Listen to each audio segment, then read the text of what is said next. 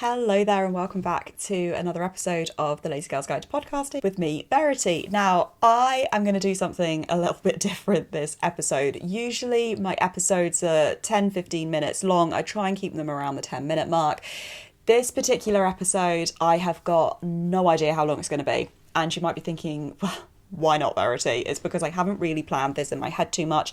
I just had this idea a couple of hours ago where I was like, I need to create an episode, a podcast episode, where I literally tell somebody how they could create their podcast from start to finish. Just no like tiny fragments, because that's what this podcast is all about. We only do one thing about podcasting, such as like creating an intro, creating an outro, looking at this tool, looking at that tool, and we only look at that for one episode. So what I thought we should do for this episode is actually just say, sod it, let's just do one episode where we pack everything into that one episode of exactly what it is that you need to do to create your podcast and why you just need to get over whatever that fear is that's stopping you from creating that podcast and just get going. Let's start with this, and I hope I'm not actually going to jump around too much, because like I said, I haven't scripted this, I've got no list written out, I've got no points or anything, I am just diving straight into this. First thing that you need to do when you decide that you want to start a podcast is grab your notebook and write down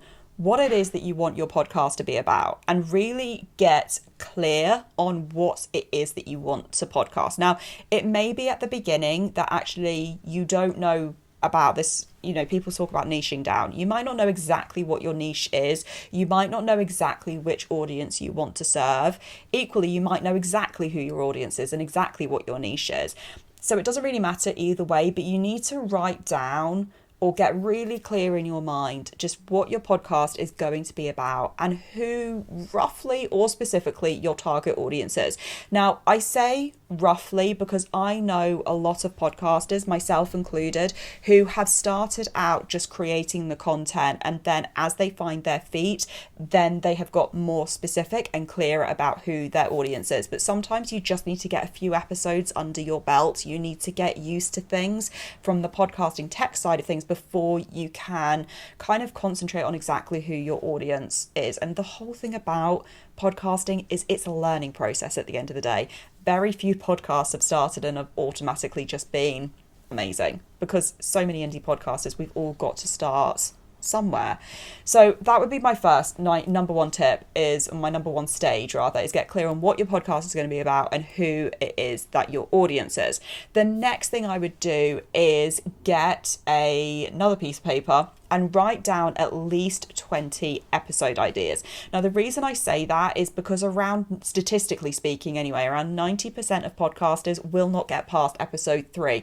And my personal opinion is that a lot of that is because people go in with great steam to start their podcast and then they just run out of episode ideas and they're like, well, what do I do next? It could be about not gaining traction as well. But I think as well, a lot of people run out of ideas very, very quickly for their episodes. So I always suggest to people, write out at least 20 episode ideas. If you cannot come up with at least 20 episode ideas, you've probably not got a podcast and you're probably going to run out of ideas for content very, very quickly. The great thing about having that list of 20 ideas is that you don't necessarily have to use all of them. But worst case scenario, you've got nearly 6 months of episode ideas, assuming that you're going to do weekly episodes. And if you do bi-weekly episodes, you've actually got nearly a year's worth of content there. So you've got a lot of content, basically. You've got a lot of content ideas. You've got a lot of potential for your show. So once you've listed out those ideas, I would suggest that you start looking at a name as to what you want to call your podcast. I would go to podcast directories, things like Spotify, Apple Podcasts. I'd go on Google as well, Google the search engine. I would go on YouTube and I would type in what I'm thinking of calling my podcast to see if other podcasts are called the same thing. Because what you don't want to do is either A, get done for copyright infringement, or B, get confused with another podcast. Now, if somebody else has got your podcast name and it's not protected by copyright, on a technicality, yes, you can use that name. Do you want to? I would suggest no. and this is purely my opinion, but what you don't want to do is start getting your content confused with another creator's content, because that's going to be really confusing for your audience. And yes, you could say that it's challenging to come up with a completely original name in 2024 or beyond, but that is my take on it. If, however, you found a podcast and maybe they haven't published episodes in like a few years, it might be safe to assume that that podcast is probably dormant. You might want to use the similar name, but just check you're not infringing on anyone's copyright. The next thing I would say to do once you've settled on the name is to go to social media and see what handles are available that relate to your podcast name. Because again, what you don't want is to choose something and then find out all the logical social media handles are actually taken for that already. And actually, on that note, check domain names as well. So we've done all this. We haven't even picked up a microphone yet, or even turned a computer on, because you can do all this on your phone at this stage. Check domain names as well, because you might not want a domain name to begin with, but I think it's always worth buying a domain name if it's available, even if it's only a couple of dollars for the year. You never know when that might come in useful. You also never know when you might want to use it further down the line and then somebody's already bought it, and damn, that's a lost opportunity. Once you have done all of that, the next thing I would do is record a trailer for your podcast. And the reason I say this is because when you are going to set up your podcast hosting platform and submit to different directories such as Apple Podcasts, Spotify, etc., you are going to need a piece of content to get that setup process going, because Apple Podcasts, Spotify, etc., they won't let you create a podcast on their directory without a piece of content. So start off with a trailer. You don't have to start promoting this straight away, but the trailer is basically saying, this is what my podcast is about, this is why it's awesome, this is why you need to subscribe so you are ready as soon as episode 1 drops. And check out the link in the description box or in the show notes, because there is information there about creating a trailer for your podcast. So when it comes to creating your trailer, you can use a whole range of software to do this. You can use QuickTime, you can use GarageBand, you can use Riverside, you can use Descriptive, you can use Hindenburg. There's loads of places that you can record either for free or in paid software, edit it and have it ready for publishing. And I've got different tutorials for some of the software I've just mentioned, again, down in the show notes and description box for those links. Once you have created your trailer, you've decided on a name, head over to a graphic tool such as Canva so that you can create your podcast artwork. And don't worry if you're not arty, you don't need to pull anything amazing out of the bag. What you do need to do though is go to the templates, scroll through the templates on Canva, choose one that you like, change it around a little bit in terms of put your picture on there if you want your face on the front of your podcast cover, make sure that the colours all align with your brand, make sure your title is on there, make it sure it's obvious what your podcast is called. Make sure that when you create your podcast artwork, it is 3000 by 3000 pixels.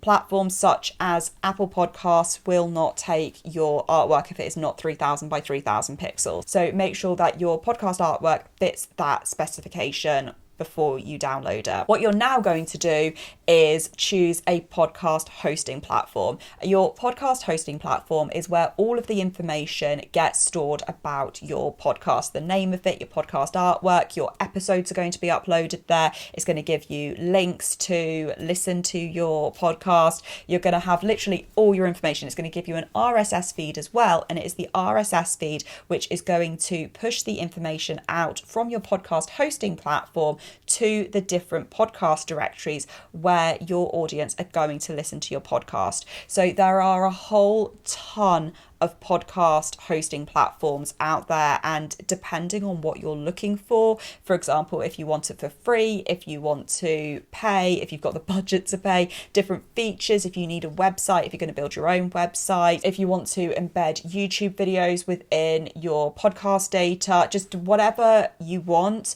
the features are going to dictate and the pricing is going to dictate which podcast hosting platform you go with.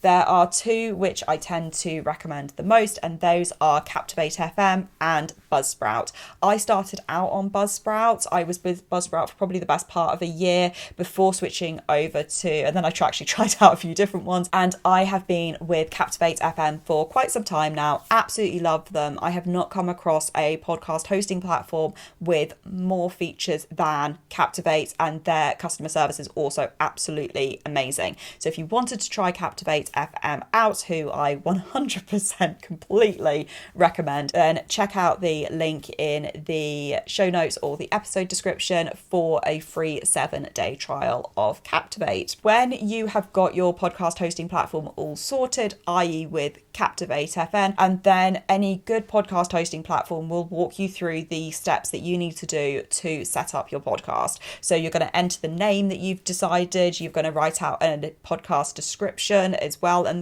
think of that like a little blurb of a movie almost. You know, what is it that somebody is getting out of listening to your podcast? Make sure you include keywords in there as well. So for example, for the Lazy Girls Guide to Podcasting, in the description for the podcast, I've got keywords such as podcasting tips and podcast growth, and I'm trying to think what else I've got in there now, but they are keywords that I know that my audience is searching for when they are on Apple Podcasts, Spotify, etc. Upload all of that information, upload your trailer as well when prompted and where prompted. Make sure that you also include your episode artwork, and then your podcast host will guide you through submitting your RSS feed to the different podcast directories. Now, what's important to remember is that the different podcast directories, some of them are automated, some of them are not. Your podcast hosting platform may give you instructions as to submitting to certain directories. My advice is always to just get on as many podcast directories as possible. We have seen over the last couple of years some quite major players shutting down. For example, Stitcher, Apple Podcasts, and there's been news of somewhere else now and I can't think who it is. But my point is that you never know where people are listening from, and you always need to be able to give people alternatives. Just because you might think, oh, that's a really, really small podcast directory that no one's listening to, that could be your number one fan or listening on that podcast directory, and they tell other people who then might still listen on Apple Podcasts, but if that number one fan hadn't been listening on that really random podcast directory, they might never have known about you. So my point is just get on as many podcast directories as possible. As I said, when you're on your podcast hosting platform, a lot of that will be done automatically. Some of it is done with one-click import and it will take literally 30 seconds. Other ones, it takes up to 24 hours to verify. But in my personal experience, and I've set up 2 podcasts at this stage, I've never waited longer than, I think 2 hours was the longest I waited for a podcast to appear on a podcast directory. But just get it done just in case you are in the 24-hour wait period for whatever reason. And once you've got all of that information uploaded and sorted and you are pushed out to all of the different podcast directories, go on the podcast directories and actually check that you are there. Give it a day or so and then just check that everything is there, because what you don't want to do is launch your podcast,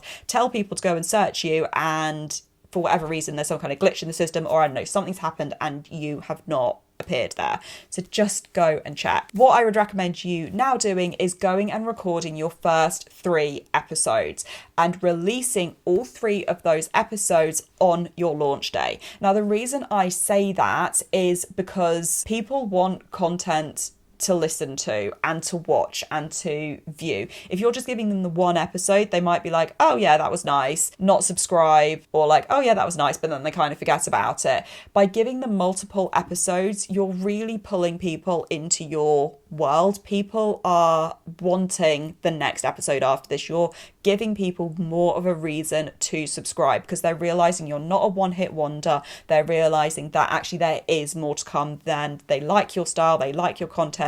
There's a reason for them to subscribe and to give you their time, really, to say, I'll come back next week and listen to the next episode or watch the next episode. So I would pick a day, whichever day of the week it is. We know that statistically podcast episodes that are released on Tuesday, Wednesday, Thursday statistically tend to do better, but I know plenty of podcasters who release on Mondays and Fridays and get really, really good download numbers. It's about what your audience come to expect from you. I could tell you the most ideal time is Tuesday in the morning, but then you've got to question, well, morning for who, for example. And I say that because something like nearly 60% of my audience for Lazy Girl's Guide to Podcasting, 60% of them are over in America, so not the same time zone as me at all. And I think when we talk about time zones, it's something like 90% of my audience are not in the same time zone as me at all. So that then immediately gets you thinking of, well, whose morning are you publishing in? So just get the content out there, basically. There'll probably be a lot of people that disagree with that. Don't get hung up, is what I'm saying, about what day of the week and what time you publish. As long as it's regular and as long as your audience know when to come to expect new content from you, then you'll be okay. What you are going to do now is build up that audience and that rapport with your audience on the different social media channels that you like to show up on, that you know your audience is showing up on. And I say that because if you hate creating TikToks, for example, don't stress about trying to promote on TikTok. You know, find somewhere else where you do prefer to hang out, like Twitter or Instagram.